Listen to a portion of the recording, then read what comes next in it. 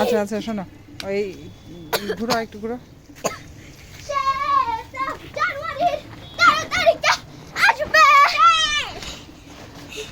আমরা সারা মাস ঘুরবো, chicken fry রেস্টুরেন্টে যে খাবো, তারপর পরে আমার বোনের জন্মদিন, ওইটা নাম হবো আমার বোনের জন্মদিন, ওখানেও খাবো, খেয়ে খেয়ে আস্তে আস্তে সবাইকে মানা মালিয়া সামনে আসো, সামনে আসো, সামনে আসো।